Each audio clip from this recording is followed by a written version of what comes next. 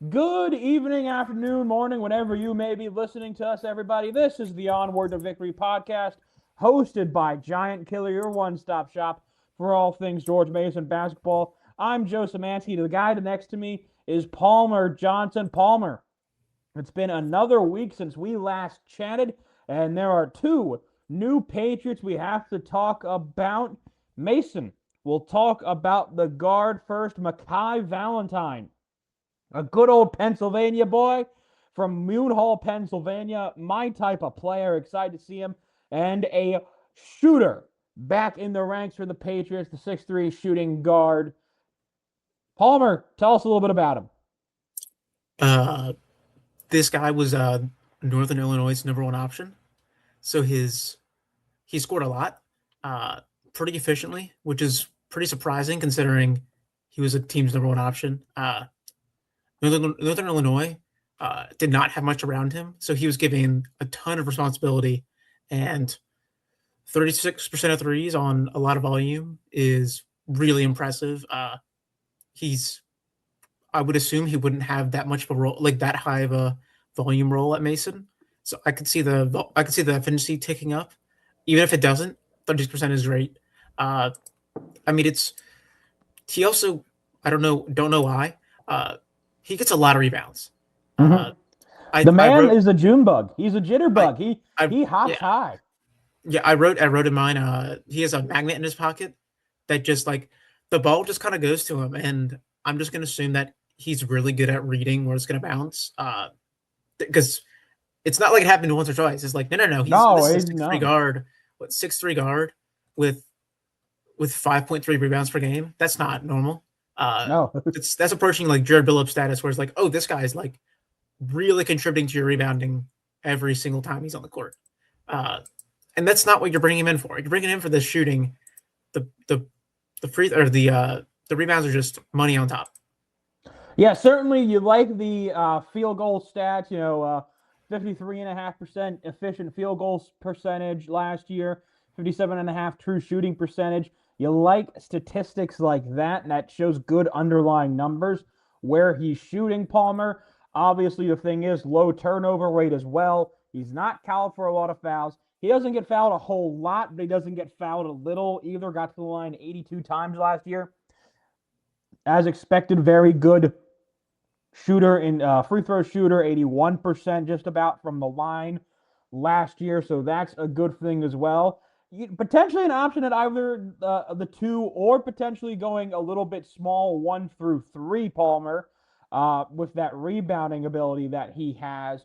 Though it looks like right now it seems like potentially the guy off the bench for Braden O'Connor, who I think now back and fully healthy, we seem to have penciled into that 2 spot.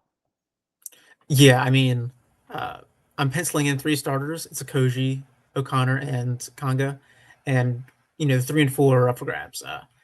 I think it'd be pretty tough for Valentine to get the starting three spot, just because like he's 6'3".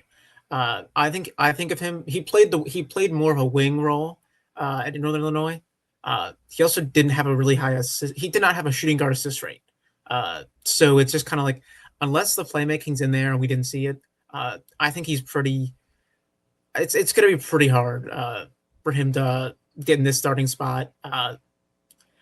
I think he's just going to be a really good option off the bench, just kind of Devon Cooper if he came off the bench, where it's just like this guy's going to shoot threes very well, and he's going to make some twos very well as well. Not going to blow you away, but he's not going to, as you said, low turnover rate. He's not going to do anything bad. Yeah, I know that's a good way to put it. And like we said, rebounds are a nice cherry on top. He can do that well. If he continues to do that well, he'll be a very big asset on both ends of the ball. Now, we kind of talked about it, not the greatest defensive player. No one on Northern Illinois was, though, really, in that regard. But Valentine was better than most of them, which is important. In that regard. So this is the kind of been the story that Mason has kind of been taking. You look at some of the teams that these guys have played for. Mason is though taking the best or second best player from these not great teams, and I always say you never want a not great player from a not great team, but I will take a not great team's best player. You're always going to do that. That usually means they can translate it elsewhere. Yeah, I think I like the fit. Kind of does seem to round out the backcourt. It feels like in finality here. Lots of good things to like. The shooting aspect, now you've got Lillian Marville back there. Braden O'Connor was about a 35% three-point shooter with his time in his previous season at the 24-25 season before he got injured at the start of this past season. Baraka Koji showed some flashes of being a 33% or above three-point shooter last year. If he can keep doing that, that's a lot of guys in the backcourt who can at least hit a three-pointer, somewhat consistently. That's not been necessarily the case for all these Tony Skin teams, but certainly would be a welcome world, I think, now for next season. Yeah, I mean, uh, there's just so much shooting on this team. I mean, there are guys who like they're just kind of okay shooters, but they're still good enough shooters that like, oh, this is going to add spacing to the offense. I talked about it. I think Adair, who only shot 31%, I think he's going to shoot better than that. The indicators, the mid range rate, free throw percentage, I think that's going to tick up. There's just so much shooting on this team that uh, I say past teams are missing it. Uh, 24, 25, like you're missing shooting, but obviously you were okay with it. Uh, Last year they were missing shooting, and the defense didn't make up for it. Uh, I think both the defense and the shooting are better on this team so far. Now, you know that's hard to do. Everything looks good on paper, but it's got to play together. But I mean, so far, like there's the two weaknesses were outside shooting and overall just kind of defensive consistency and shooting. I mean, Masons, if they're a bad shooting team, then I don't know. Yeah. They did what they could. They did what they could. Yeah, I think that's a good way to put it. But Palmer, number two, we're recording this on I don't want to call it beautiful. It's very gray outside, but it is a Tuesday night. And just a few hours ago, Mason got their most recent commitment, a big win, interconference battle between Mason and Duquesne for this player. Elijah Jones, a senior forward from UTEP, enters the equation. This is a guy with an offensive bag, Palmer. You and me both watched him for our usual scouting article beforehand. This is a guy with an offensive bag, Palmer. I think objectively, this is probably behind Baraka Koji as the second best offensive player. I think Mason has probably picked up this portal. This is a guy who's just very consistent offensively. You look at the shooting numbers last year, the biggest one I think that everyone's going to be excited about very clearly is the fact that he shot 40% last year from threes on over 120 shots, Palmer. That's something that Mason Nation's going to get very excited about. You talk about shooting. This is a guy who shot over 52% from two as well, around 70% from the free throw line. Good block rate, not a high turnover rate, a decent enough rebounder. I think the question with Jones is he played a lot of the five at UTEP, but the way he's built and the way that I watched that tape, Palmer, this looks like, he was kind of the first guy that I've kind of looked at this whole in terms of pickups this year. And I kind of put that Woody question mark that we had for some of those guys last year. I think Woody question mark, I think feels like maybe it could fit for Elijah Jones. Yeah, that's definitely possible. He's pretty mobile. I don't know if Woody mobile because that's an NBA athlete. Super mobile. And I think UTEP kind of had him playing center. They kind of more had like double four where neither really played center. It was It's not weird. great. It did not look good Yeah, on the tape. yeah, it didn't look good. Where it was just kind of like I keep watching. I'm like, I don't know who's the center, and then it isn't like are they both centers? Like no, like nobody's in the paint. Uh, which UTEP was not a good basketball team this year, so don't use them that way. Uh, yeah, I mean the shooting's crazy. I have a little thing. So he shot like 78% of the rim, which is crazy. And what's crazier is, sorry, he shot 79% of the rim. 44.4% of his shots were assisted, which That's is good. really low. That's really low. Like Yeah. Allen Spot was in the 60s. So it's just kind of like, oh, this guy is generating shots at the rim by himself. So I did a little. Torvik has the filtering stuff. So he shot 40% from three and 79.7% from the rim. if we have volume, I have the volume set to 50 at the rim and 8 per 100, which is like, decent amount of shooting. Only 3 players shot 38% from three and 75% at the rim, and one of them like is Kate Tyson, who was like a elite Oh, player at Belmont, and then was also a really good player at Minnesota. And the other is just a guy from Florida State. But what I'm saying is like, yeah, this is rare, like combination of rim and three, which is that's what you want. That was, as you pointed out, uh, kind of allude if he shot so high at the rim, and yeah, the 2 point percentage is only like in the 50s. He took a lot of mid ranges and didn't make a lot. He took more mid ranges than rim shots. Obviously, the mid range probably helped him with the rim. Like getting it, kind of the threat of the mid range. But I feel like you want to move that slider. You want to move that slider a little bit towards the rim, because he missed so many mid ranges, and that's yeah. and you saw that with Fat Hill. I pointed this out. Oh, the article's not out yet, but I pointed this out in my section. You saw that a lot with Fat Hill. I mean that was something we talked about last year in one of these podcasts with Fat Hill. Is that the coaching staff is going to have to make him take less mid-range shots because he took a lot of them and he wasn't very good at it. And to be fair to the coaching staff, and I give credit to Fat too, there's a player aspect to this. He was very coachable in that regard, and Fat did not take nearly as many mid-rangers last year, and I think it helped his game tremendously offensively. He was a slasher guy. Now Elijah Jones, obviously compared to Fat, is going to have a better three-point ball. He's going to want to be used on the perimeter more. But I do think if Mason can slot that down from taking, I think he took around took 97 mid-rangers last year. Slide that down to, 50, 60 range throughout a full season, and you get that rim game up over 100. You have potentially, like and I'm not kidding. I know we say about high ceilings for all these players that we get because we want to be excited about all these new guys come in. There's a lot of good on paper this year, like you said, Palmer. But if Jones can put that together, this is very genuinely an all A10 caliber player. You get a guy who's, making, let's say he shoots more at the rim, so he goes from making 52% to 55% of twos, and then he's shooting around high 30s from the three. That is an all A10 player come next early spring, Palmer. Let's be, calling a spade there. Yeah, I mean, we had kind of penciled in Emmett Adair as the starting four, and it was just kind of like, well, they're not going to get anybody better than Adair. And now it's like, okay, they might have somebody better than Adair to put there. Yeah, I mean, my opinion with Jones is I think he can play the five.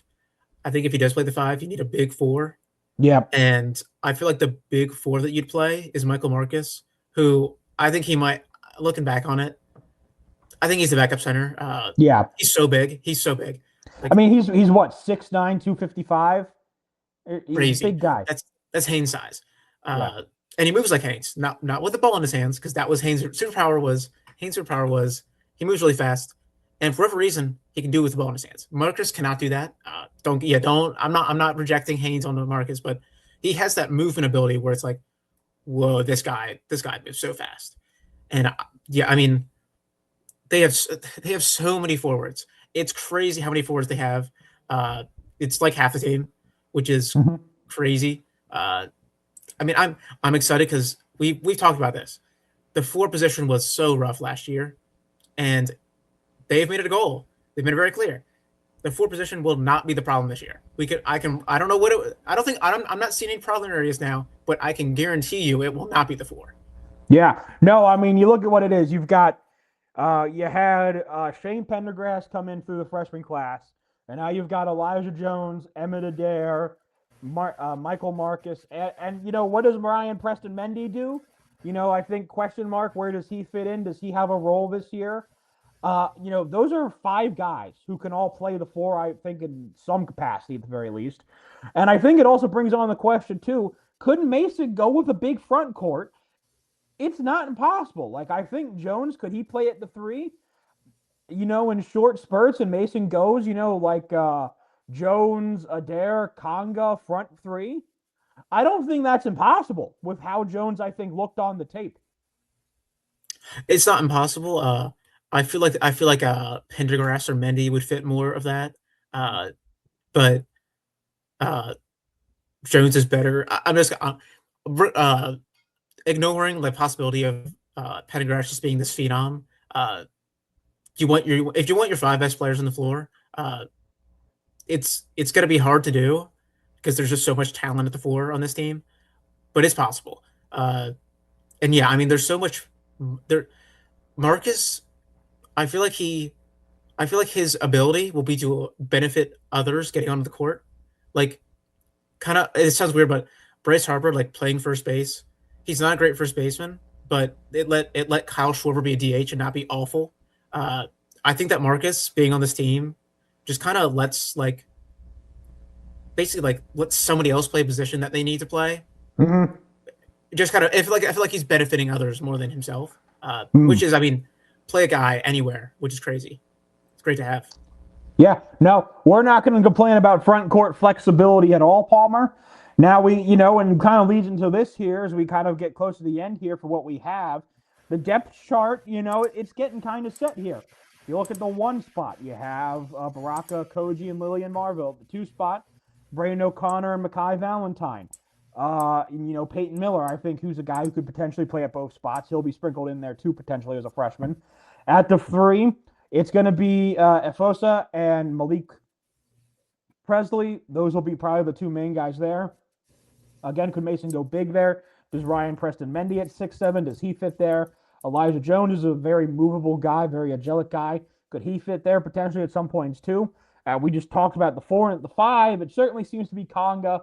And I would have to say, I have to agree with you, it is Michael Marcus. It could be Elijah Jones. It could be Emmett Adair at some points. But Mason, the depth, I think, especially in the front court, seems much improved this year. Now, do you think you want Mason to probably take a look at trying to get another guy who could play the 3 more consistently? That's probably the only spot you would say that right now in terms of a whole. But right now, this roster has come together, it feels like, very, very well for George Mason.